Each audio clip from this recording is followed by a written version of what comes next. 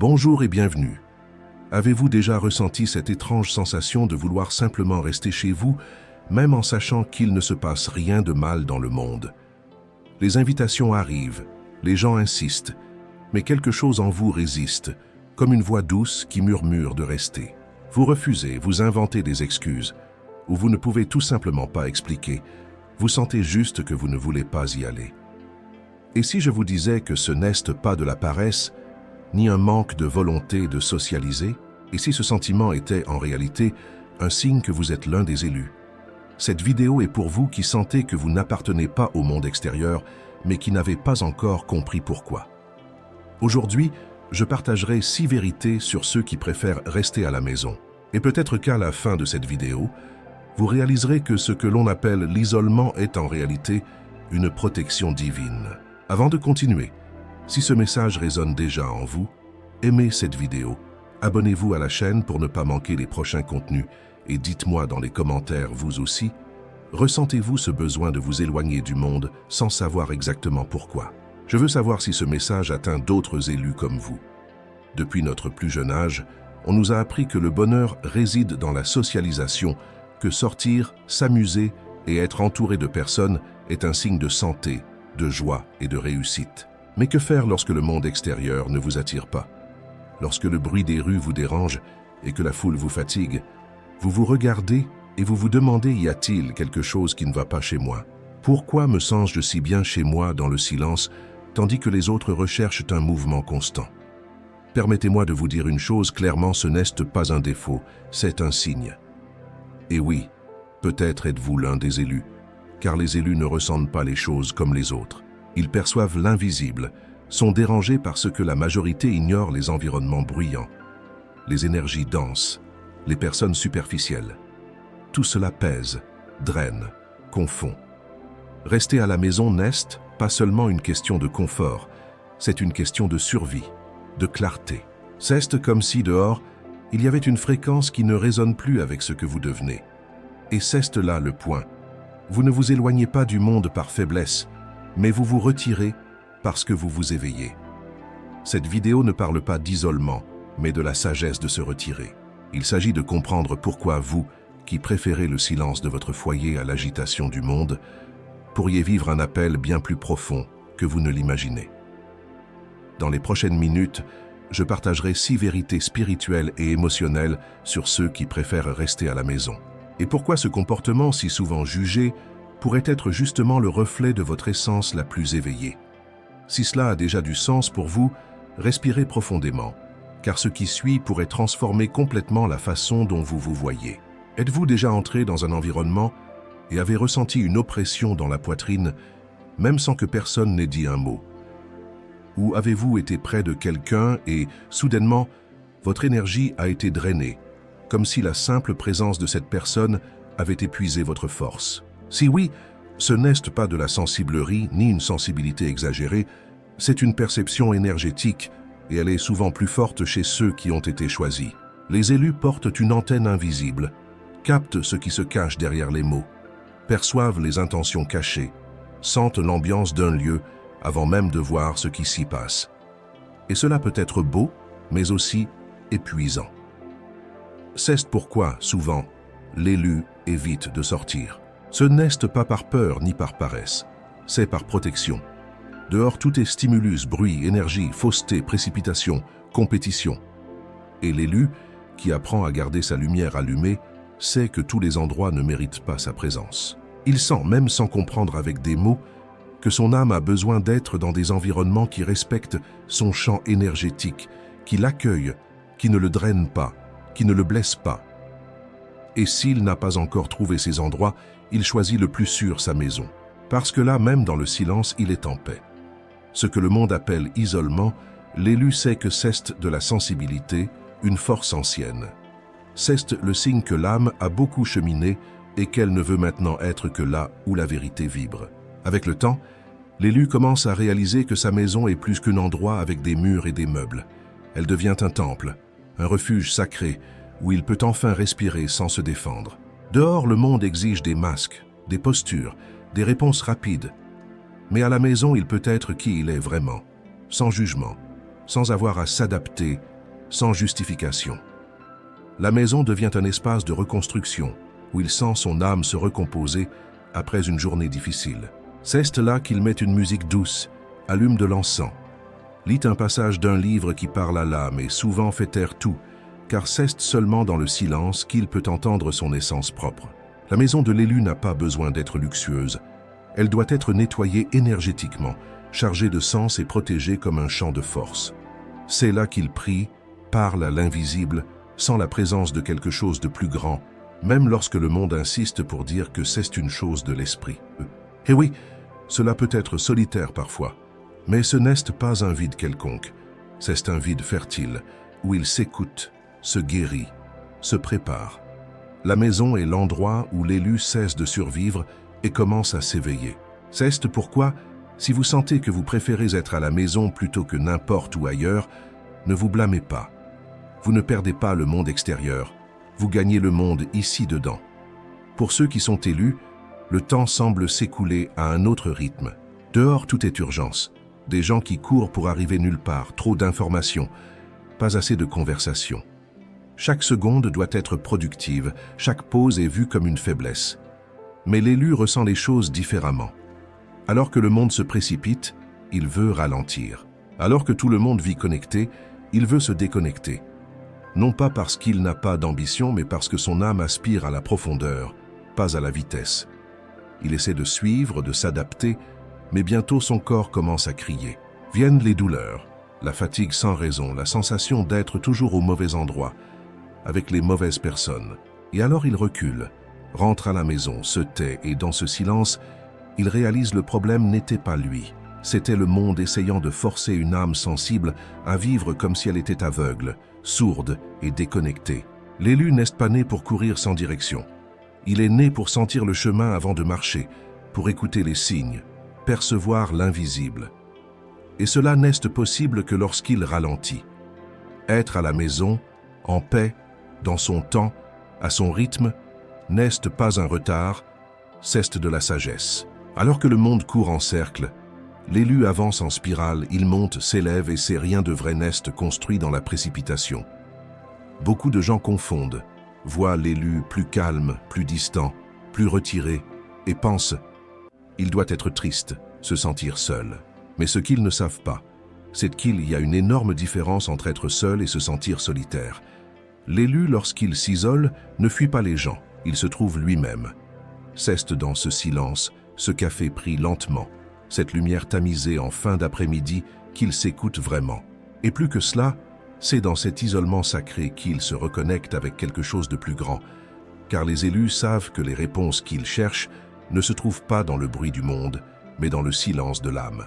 C'est là qu'il comprend ses émotions, parle à Dieu à sa manière, pleure librement, rit seul, reçoit des signes et se souvient qu'il n'a jamais été vraiment seul.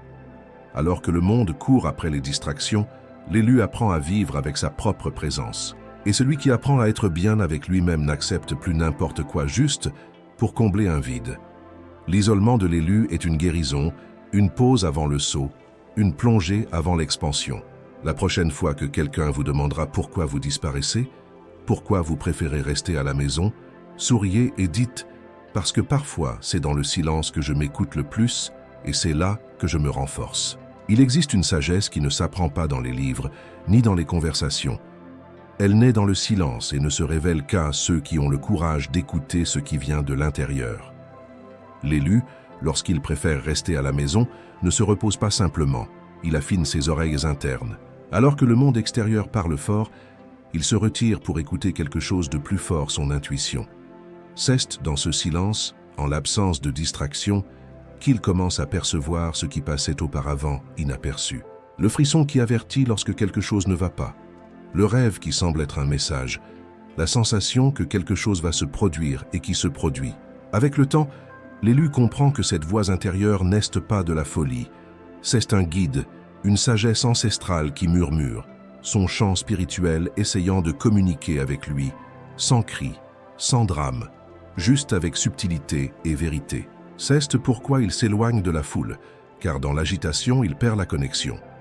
Et pour l'élu, perdre cette connexion, c'est se perdre soi-même. Alors que beaucoup font des choix basés sur la peur, la précipitation ou l'opinion des autres, l'élu apprend à décider en fonction de ce qu'il ressent. Cela peut prendre plus de temps, sembler indécis aux yeux du monde, mais au fond, il attend simplement ce oui interne qui ne laisse aucun doute. Et lorsqu'il le sent, il avance sans regarder en arrière. C'est le pouvoir qui naît du silence, de la solitude, du recueillement.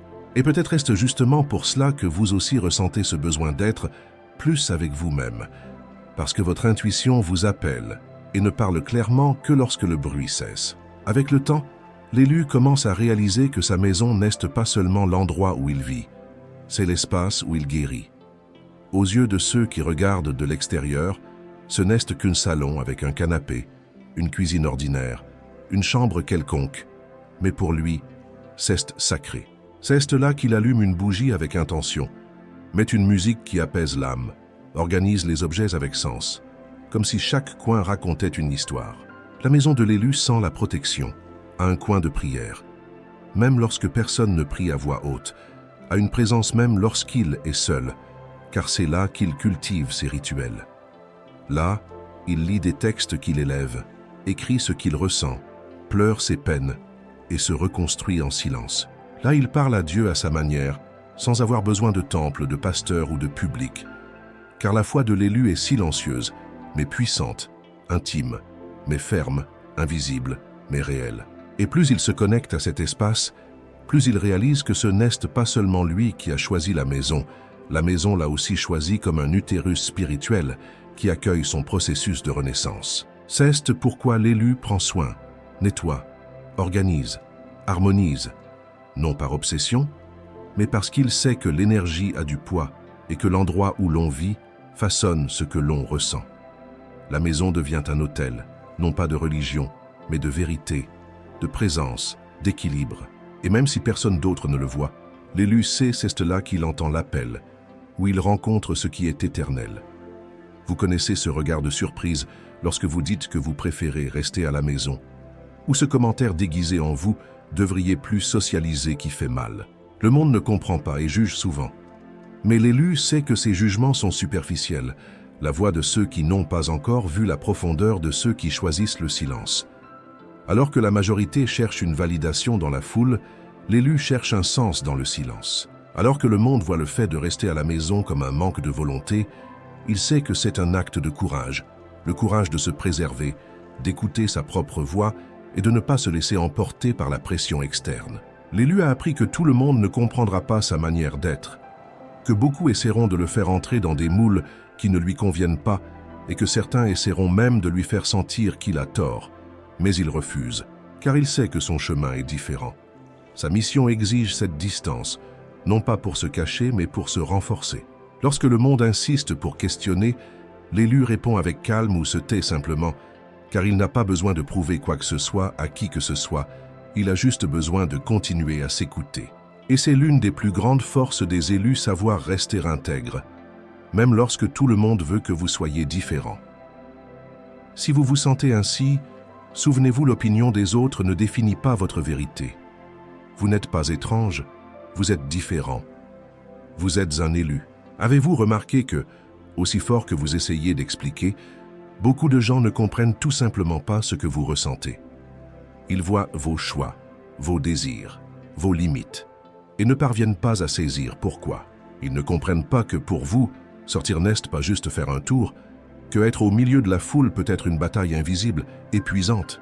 Et savez-vous une chose? Tout le monde n'est pas fait pour comprendre. Tout le monde n'est pas préparé à ressentir au même niveau que vous. Tout le monde n'a pas été appelé pour ce voyage de profondeur et de silence. Parfois, ce qui semble être un rejet n'est qu'une différence d'âme. Ils vivent en surface, vous naviguez dans les eaux profondes. Ils cherchent le bruit, vous cherchez le sens. Et c'est très bien ainsi. Ce n'est pas un défaut si les autres ne vous comprennent pas, c'est une bénédiction d'être différent. L'élu sait que son chemin peut être solitaire, mais il n'est pas seul, il sait que son rythme peut sembler étrange, mais c'est le rythme de son essence. Et il sait que finalement, il n'a pas besoin de l'approbation de qui que ce soit pour être qui il est. Car dans le silence de sa maison, dans le recueillement de son être, se trouve la force que le monde n'a pas encore comprise, Et cette force est précisément ce qui fait de lui un élu. Parfois, nous ressentons une voix subtile en nous qui insiste pour nous appeler vers un chemin différent. Ce n'est pas le bruit des rues, des fêtes, des groupes de discussion. C'est une voix calme, presque un murmure, qui dit « Venez à l'intérieur ». Là se trouve la vérité. L'élu écoute cette voix même lorsque le monde crie le contraire. Il sait que, aussi difficile que cela puisse paraître, c'est en lui qu'il trouvera les réponses que son cœur cherche tant. Cet appel n'est pas un choix rationnel, ce n'est pas quelque chose que l'on apprend à l'école ou que les autres vous enseignent. C'est quelque chose qui naît de l'intérieur, une urgence spirituelle, un besoin de se connecter à ce qui est réel. Et c'est pourquoi l'élu préfère la solitude de sa maison, non pas parce qu'il veut s'éloigner du monde, mais parce qu'il se rapproche de son essence. Chaque moment seul est un pas de plus vers cet appel. Chaque silence, chaque pause, chaque regard vers l'intérieur est une préparation à quelque chose de plus grand. Et c'est l'une des plus grandes vérités des élus, ils ne perdent pas leur temps, ni ne se cachent, ils se préparent à s'éveiller, car l'appel est interne et ne peut être entendu que dans le silence. Rester à la maison, éviter l'agitation, choisir le silence, tout cela n'est que le début. Car le véritable appel de l'élu n'est pas l'isolement en soi, mais l'éveil qui se produit en lui. Lorsque vous vous arrêtez, lorsque vous ralentissez, vous commencez à réaliser qu'il y a tout un univers en vous attendant d'être découvert. Vous ressentez de la clarté là où il y avait de la confusion, de la paix là où il y avait de l'agitation, une connexion profonde avec quelque chose qui ne peut être expliqué, seulement ressenti. Cet éveil apporte une responsabilité, car l'élu réalise que cette sensibilité vient avec une mission être la lumière là où il y a des ténèbres, être le calme là où il y a la tempête, être une présence vraie dans un monde plein de distractions. Et ce qui semblait être une fuite du monde devient la préparation pour entrer dans le monde avec une autre énergie, plus consciente, plus forte, plus alignée. L'élu apprend que sa force réside précisément dans ce que le monde ne comprend pas, sa capacité à se retirer pour se renouveler, son courage d'être dans le silence lorsque tout le monde parle, sa sagesse de se connecter à l'invisible lorsque tout semble superficiel. Cet éveil est lent, profond, délicat, mais lorsqu'il se produit, il transforme tout. Et si vous ressentez cette urgence de rester à la maison, d'éviter les foules, de chercher le silence, sachez que vous ne fuyez pas simplement le monde, vous vous préparez à être le changement dont ce monde a besoin. Si vous vous êtes reconnu dans tout cela, sachez que vous n'êtes pas seul. Vous faites partie d'un groupe rare et spécial, que beaucoup appellent les élus, des personnes qui, même au milieu du chaos, ont trouvé le courage de se retirer, d'écouter le silence et de se connecter à l'essence. Ne vous laissez pas ébranler par les voix qui ne comprennent pas votre chemin. Ne vous sentez pas étrange de préférer votre maison, votre silence, votre rythme. Ce n'est pas une faiblesse, c'est une force, un don. Vous êtes ici pour être la lumière, pour transformer l'invisible en réalité, pour apporter le calme à un monde trop pressé. Et cela n'est possible que parce que vous avez appris à prendre soin de vous en premier, parce que vous respectez vos limites, parce que vous écoutez la voix intérieure lorsqu'elle vous appelle. Continuez à marcher sur ce chemin, même s'il semble solitaire. Continuez à honorer votre temps et votre espace. Continuez à vous éveiller à cette vérité profonde que peu comprennent. Et souvenez-vous, toujours les élus savent que la véritable révolution commence à l'intérieur et commence dans le silence. Soyez le bienvenu dans votre place. Soyez le bienvenu à vous-même.